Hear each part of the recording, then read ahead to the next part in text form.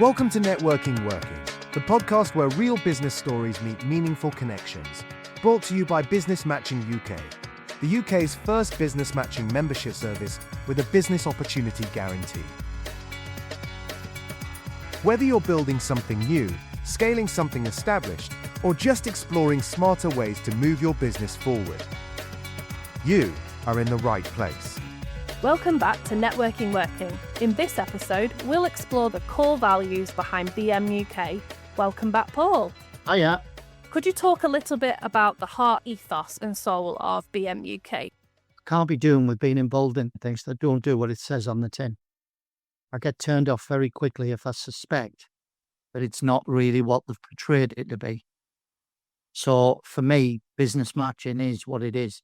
If people join the group, pay for 6 months, they can pay up front or monthly, there's no hidden costs, they see what it is, and it's business matching. People say, well, what's that? And as I've said in the last episode, we either provide you with resource, business opportunities themselves, and most importantly, powerful partnerships. Yeah. So if I thought that we were saying we could do that and we didn't do it, it's probably one of my most uncomfortable things in life. People not doing what they say they're going to do, because my dad was the same. Another thing is being late, but not doing what you said you would do is the worst thing. Ask me children and ask me grandchildren, and they'll tell you they promise to do something, they must do it, or contact you in plenty of time and say, I'm sorry, I can't do that, and tell you what they're going to do instead. So, right at the heart of this, some people, years ago in the army, one of the favourite programmes we always watched was Hill Street Blues. Most of you are too young to know what the heck that is, but it's about a New York police department, and the commissioner in charge of that precinct is called Frank Farillo.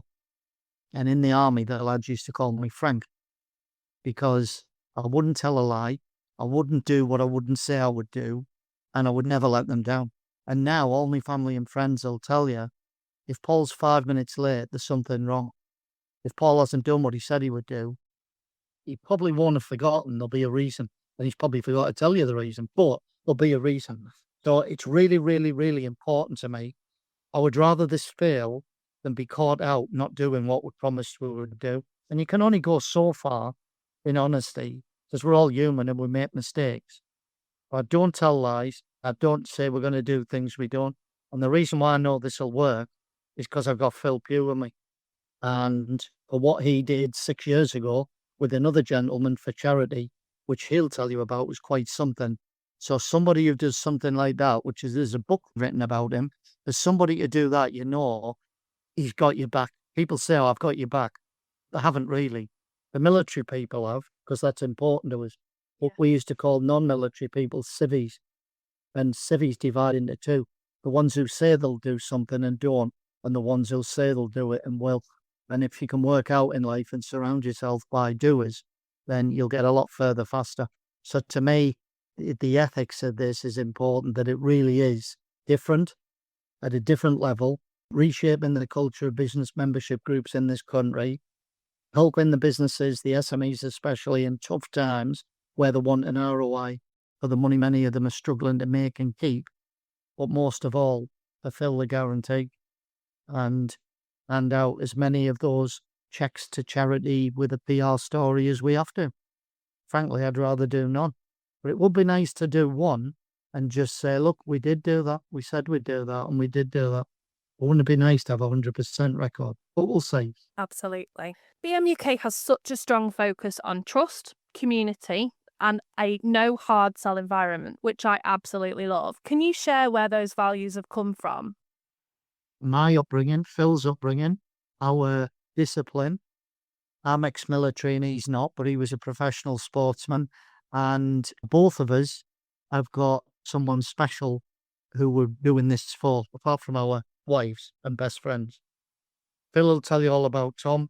He's a real character. Michael, he's 60. He's 2 in his mind. He's Down syndrome. They said he wouldn't live beyond 20. So that's where my heart goes and my ethics go.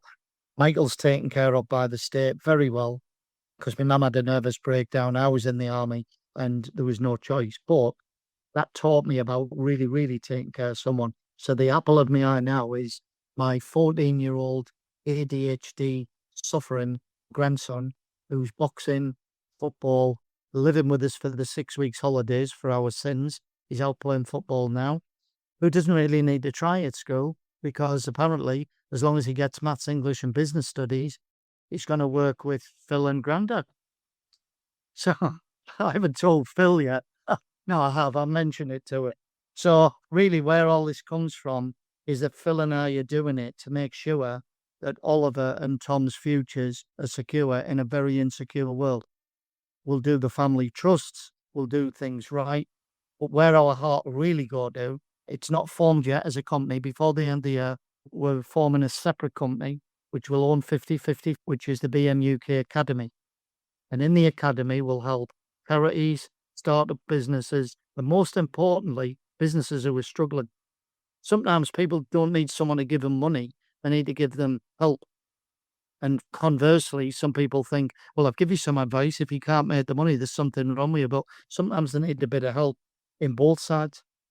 And Phil's got some great ideas. And he is the director of the Academy. I'm his assistant. As Phil says, you can only have one leader in each area. Otherwise, you're running by committee. And each army needs a general. The point being that you need one leader in each area, and the Academy's Phil. So really, the ethics of all this, that's where it's come from, and that's where it's going to. This episode of Networking Working is brought to you by Business Matching UK, the UK's first business matching membership service with a business opportunity guarantee. If you're tired of turning up to networking events that lead nowhere, BMUK guarantees to offer something different. Structured, supported, and strategically driven business development, designed to connect the right people in the right way at the right time. With a blend of face-to-face and online meetings, plus 7 IP and trademark protected mechanisms, BMUK guarantees real business opportunities, and that guarantee is the cornerstone of what makes us different. Stop chasing leads and referrals. Start matching with meaningful opportunities.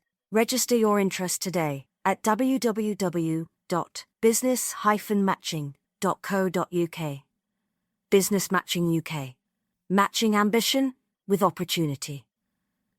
The community side of BMUK is quite interesting as well. You've got a couple of different ways that people interact and assist each other. How did you decide which elements to include when you were building the model? Well, from 50 years experience between us, I decided last year when I built the North East group myself, and Phil was a member, very much a right-hand man member, I must add, we decided we don't want serial networkers. We want people who are there for the long term, even though I'm contradicting myself because the membership's only 6 months. But with an 83% retention rate after 15 months, and they've had plenty of chance to escape, you can see they don't really want to because they can see how hard we're working to do something a bit different at a different level they benefit from. So it's a great community spirit's come together. There's sector groups, which are voluntary. We give them a bit of guidance and framework. They've met to do. We're not there. In each group, out of the 100 members in each city, we've got one charity and one hospitality. So the charity in Manchester's Speed of Sight. The hotel in Leeds is the Village Hotel. The hotel in Newcastle is the Angel View, where we have our meetings, of course, next to the Angel of the North. And the charity in the North East from the start is NE Youth, helps young people. So there's two parts to the community. So the ones today could have gone where they wanted for a cup of coffee, but to help their members, we've gone to the members' hotel to give them some business and to have the meeting there, which I think is fantastic. But the last thing to say is out of the community element is the charity. We've only got room for one charity. Phil's helped me with it to a degree, and when it gets the digital side, it'll be over to Phil.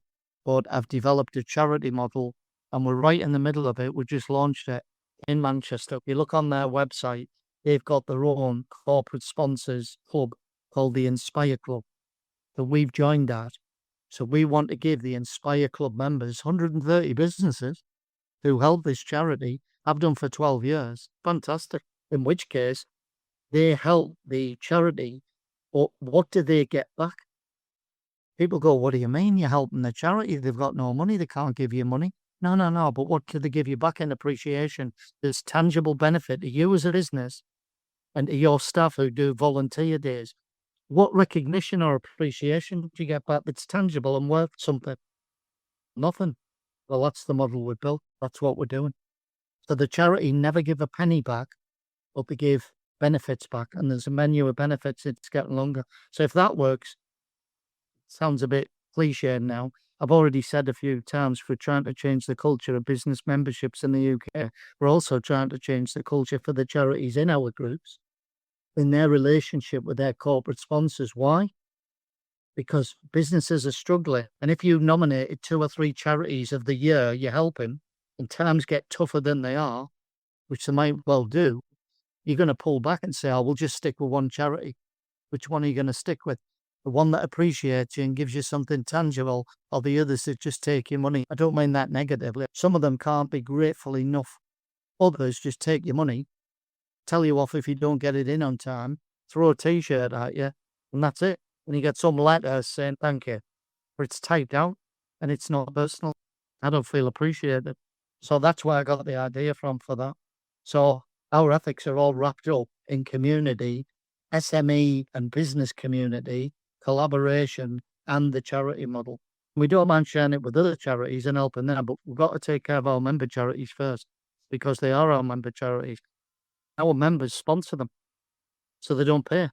And we only charge them 50%. Can't be much further than that. So we have to charge them something. Yeah. But the charities themselves, we don't want their money. And we want to help them properly. It's very personal, your approach to BMUK and all of the work in the background. And I think that's the one thing that always comes back and resonates with people, is how personal you are with their journey and what you want them to get out of the experience. It actually matters. Yeah. I'm the man at the front. I'm the sales director. I'm the founder. But I do get on my soapbox a bit. I want it to be right. I want this to work for people. Yeah. I want them to say, you've done what you said you would do. Because it would bother me greatly if I thought that we hadn't.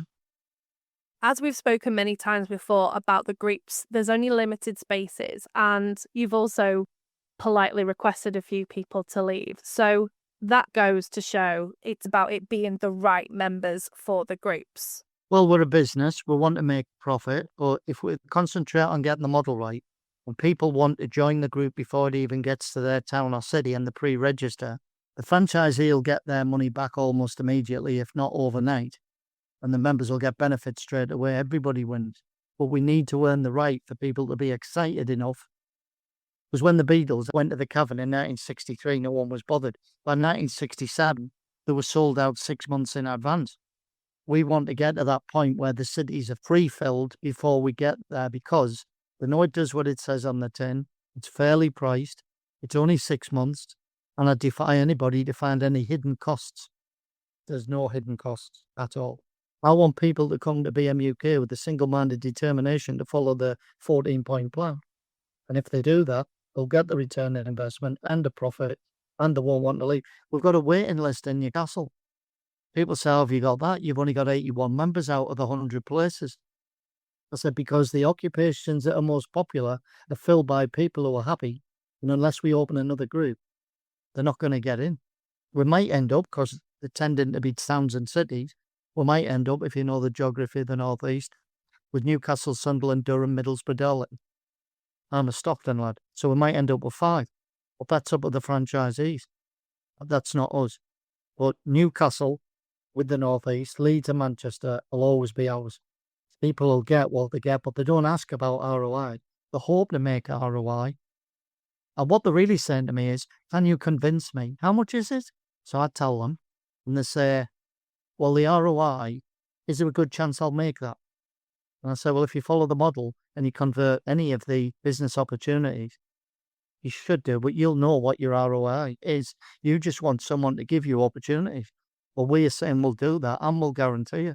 No one's ever done that before. This is so massively different that I can't accentuate it enough. And yet people think I'm being melodramatic and that it's something much bigger or different, but it is really.